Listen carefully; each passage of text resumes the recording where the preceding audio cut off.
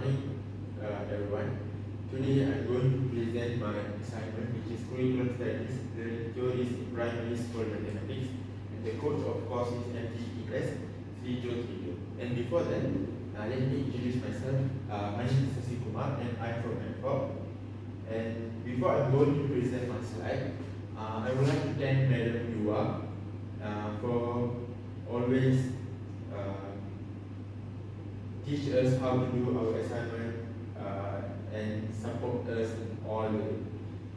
So, without wasting time, I'm moving to the next slide, which is learning theories based on cognitive perspective. So there are 5 theories that we study in this term, which is in curriculum studies. And so the first one is Piaget's cognitive learning theory, followed by the second one, which is Gately's information processing model of learning, and the third is Bruner's learning theory, and the fourth is possible meaningful learning model, and the fifth is Diana's stages of learning mathematics. So what does actually learning theories based on cognitive perspective mean? So learning theories based on the cognitive perspective focus on how learners think, process information, understand and remember to solve a certain problem. So for this assignment, I chose topic 6, which is from standard 4, space. So I chose 6.3, which is perimeter and area, and from 6.3 I chose 6.3.1, which is determining the perimeter of polygon up to 8 sides.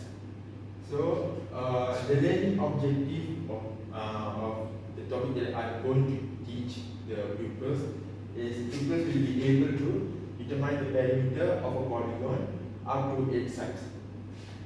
So for the first activity will be my set induction, which is for 5 minutes.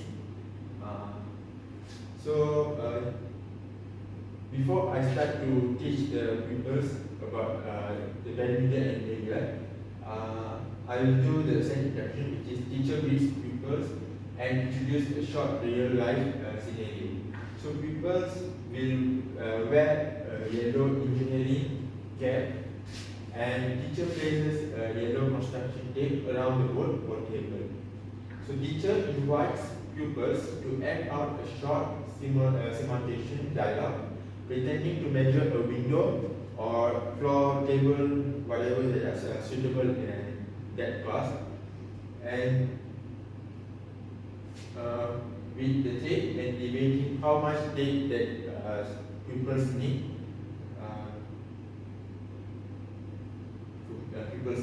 And the fourth one is teacher introduce the word perimeter. After all the activity that teacher done, teacher will introduce the word perimeter to the pupils. And the fifth is teacher connects the concept of to real life engineering application. So these are the tests that I will give the pupils to learn. And the tape is like this. So what I will do to introduce the perimeter is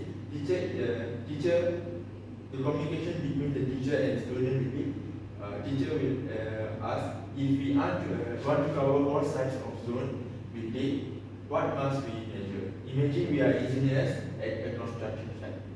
So the people will reply as the sites, teacher, yes, when we add all the sides, that's called the perimeter. And the teacher will reply back, which is, let's be engineers today and find out how to measure the different shapes. So there is a simple stimulus for how I'm going to conduct the class, which is attention engineers, which is I'm going to tell to I will tell to the pupils, attention engineers, there will be a small toxic spin at our construction site. So we must quickly seal off this place, this danger zone with caution tape, which is this tape.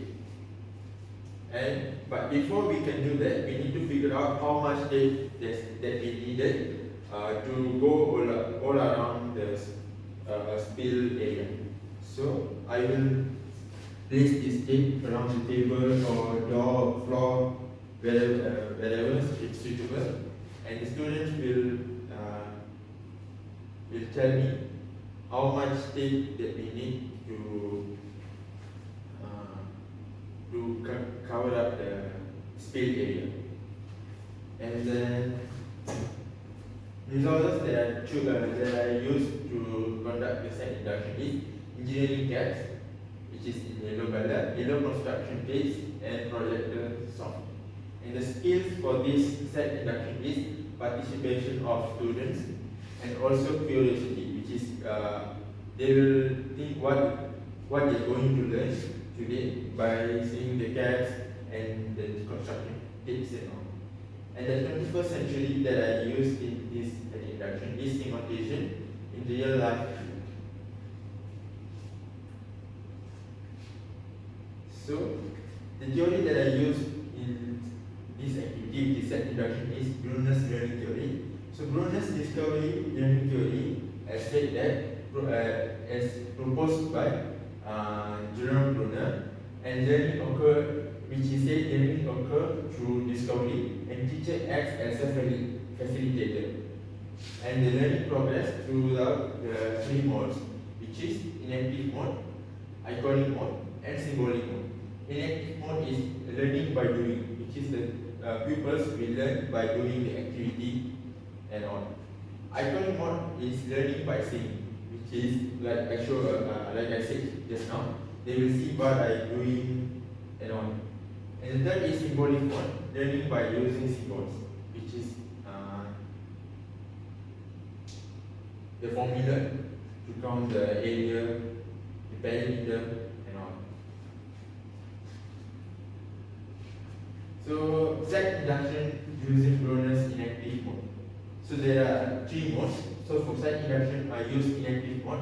So this activity reflects Bruner's inactive mode, where learning begins through physical action and direct manipulation of materials.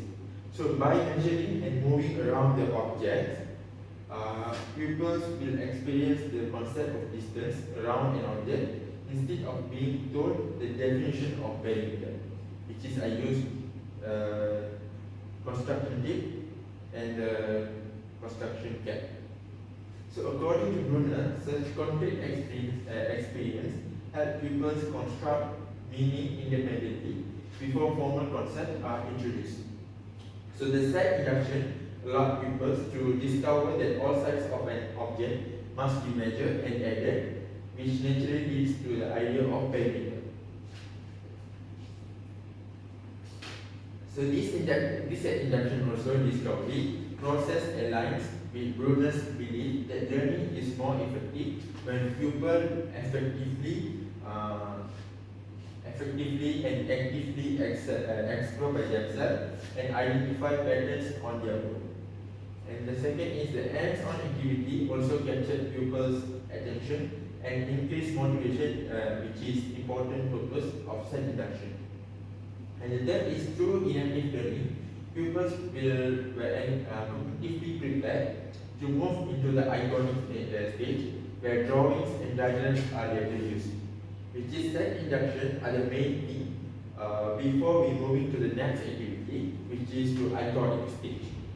So the third is therefore Brunner's inactive mode supports the set induction by providing meaningful, concrete experiences that introduce the perimeter concept in a natural and engaging way.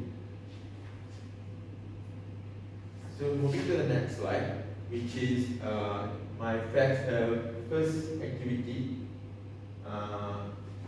teacher explanation, which is I explain what is actually perimeter and area mean.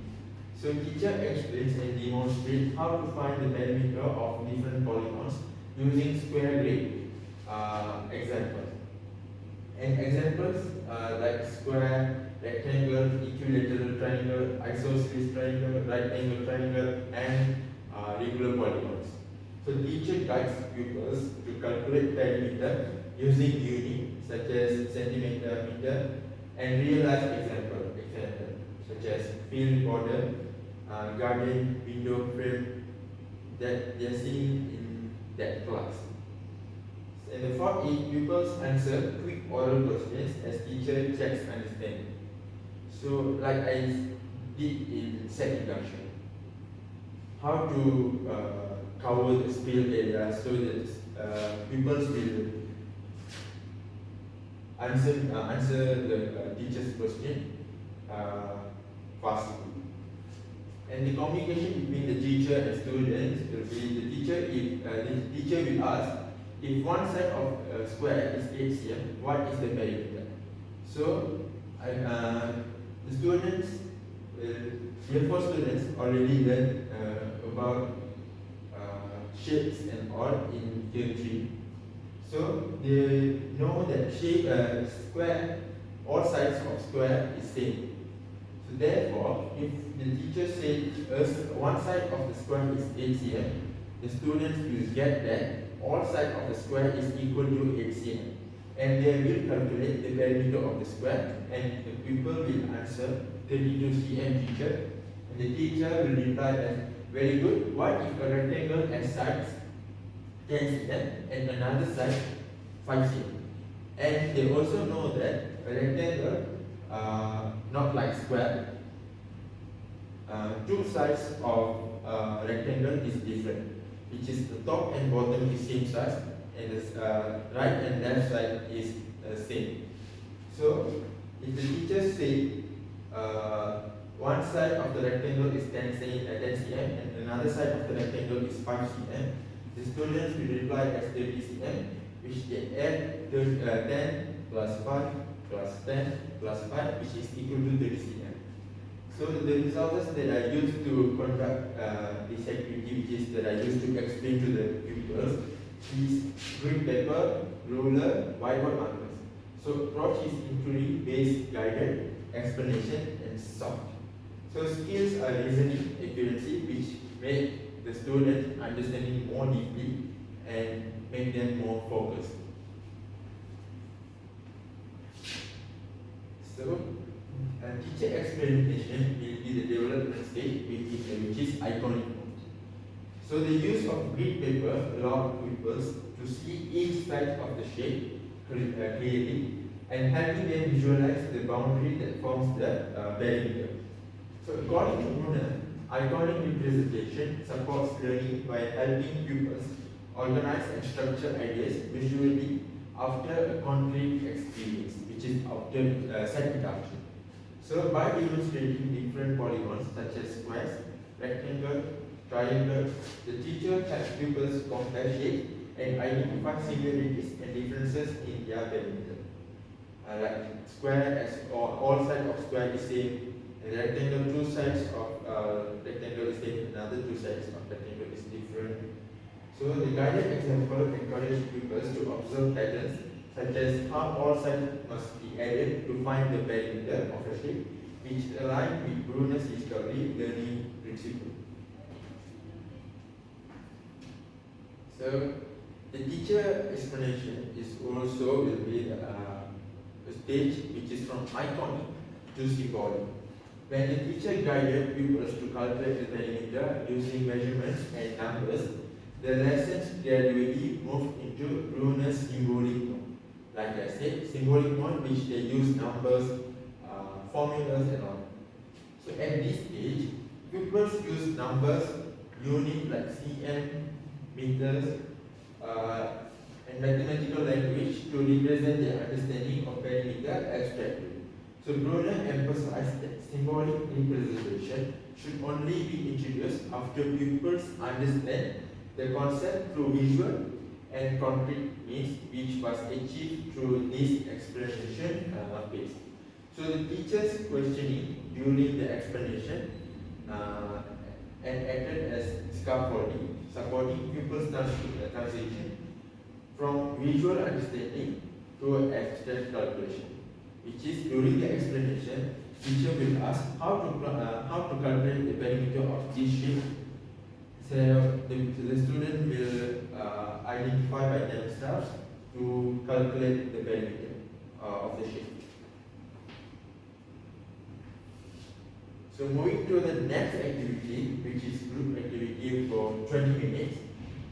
build a robot. So to conduct this activity, I already prepared a robot which is content of pentagon, rectangle, square. So pupils, to do this activity, the teacher will divide the pupils into groups of 4 to 5. So each pupil receives one shape like triangle, rectangle, square, pentagon, and hexagon, and etc. So each pupil calculates the perimeter of their individual shape first, and then the group arrange the base or shapes on paper to build a robot shape, which is I'll give each group one set of diagram or picture of this, and they will cut the shape, and they will make a robot, and they will calculate the perimeter of the robot. Pupils label the name and perimeter of each part and discuss which part has the largest perimeter. Groups present briefly with class. So, before they make a robot, they will calculate each side of the polygon, and after they calculate the size of the polygon, they will start to build the robot shape. And after they build the robot shape, they will calculate the perimeter again of the whole robot, and they will present briefly in front of the class. And before I give them this activity, I'll explain by myself, which is by showing this robot.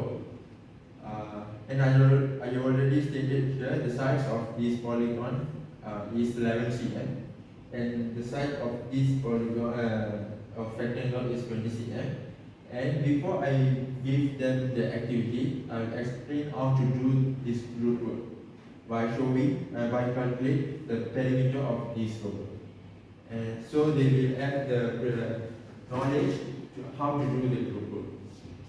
So the communication between the teacher and the student will be the teacher will ask which part of your robot has the longest perimeter. So the pupil will reply the body because it's a rectangle. So the teacher will say excellent.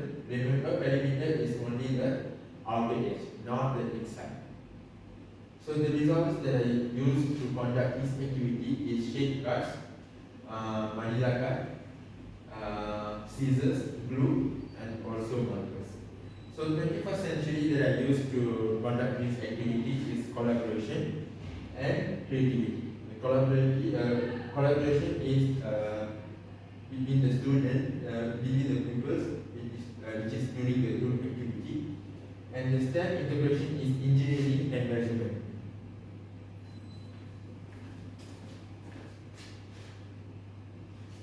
Why this activity is one of the Bruner's learning theory. So this activity is development stage, which is in an iconic one.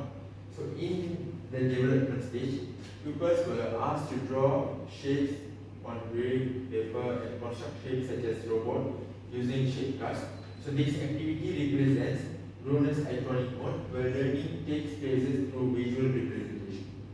So by showing the shapes, the robots, pupils were able to visualize the sides and boundaries of each shape more clearly. So according to Bruner, visual representation helps pupils organize their thinking and strengthens understanding developed during the inactive stage.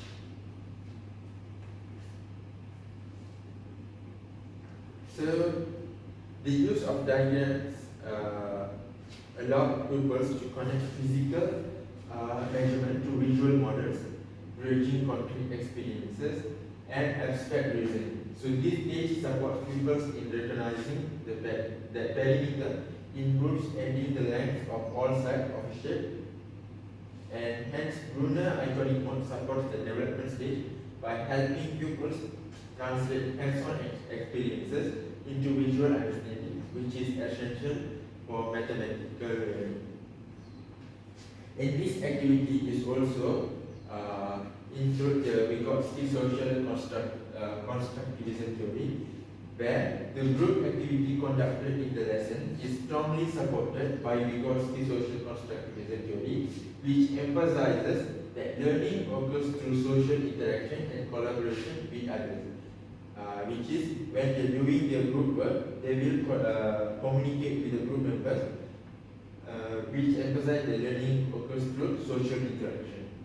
So according to Vygotsky, students construct knowledge more effectively when they engage in meaningful discussion and cooperative tasks with their beloved peers.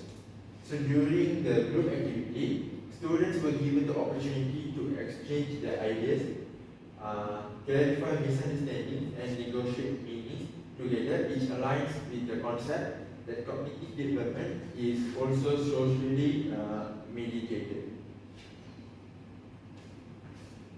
So this activity also reflects the concept of the zone of proximal development, which is ZPD, where students who have better understanding can assist peers who are less proficient or not really understand what is actually perimeter meaning, enabling learnings to occur beyond individual capability.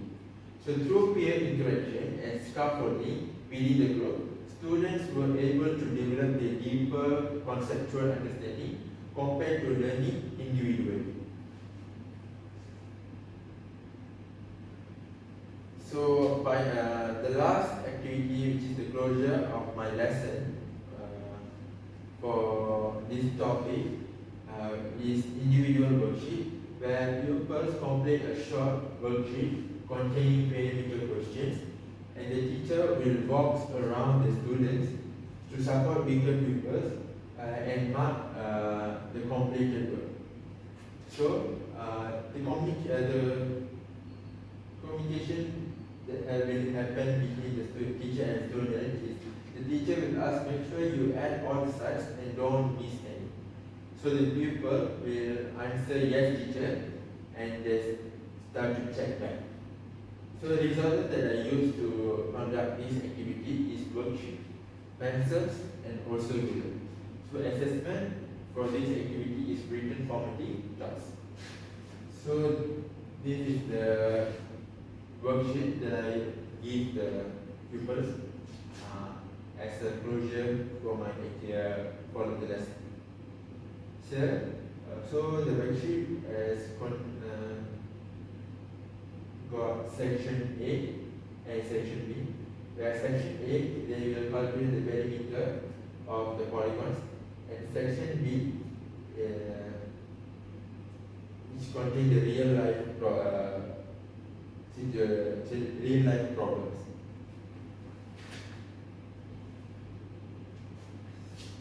So, why worksheets is one of Brunner's theory? Because worksheet is also a symbolic one, which reflects Brunner's symbolic, where learning occurs through abstract symbols and mathematical language. So pupils will apply the formulas, the numbers, the measuring units only after they understand the concept through physical and visual experiences that I did during set induction, group activity, and teacher's explanation.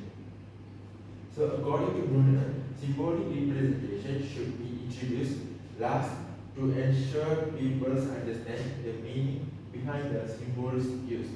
So at this stage, pupils demonstrated their understanding by solving written problems and applying correct procedures. And this shows that pupils were able to move from concrete to visual learning to abstract mathematical thinking, and therefore Brunner's symbolic mode is suitable for the closure stage as it consolidates learning and allows pupils to apply their understanding formally in the worksheet. So the teacher can identify which student is still not understand the topic that they learned that day, and the teacher will help the students to make them understand more better. So for the conclusion, the lesson was effectively designed by applying Bruner's theory through a progression from concrete experiences to visual and symbolic representations, which enables pupils to develop meaningful conceptual understanding before performing formal calculation. So at the same time, the group activity, which is they will build a robot, reflected Vygotsky's social constructivism theory, where they did in group. So as pupils constructed knowledge collaboratively through discussion and also peer interaction within their zone of proximal development, which is CBD. So the integration of both cognitive and social learning theories ensure the lesson was student-centered, interactive, and supporting of deeper mathematical understanding.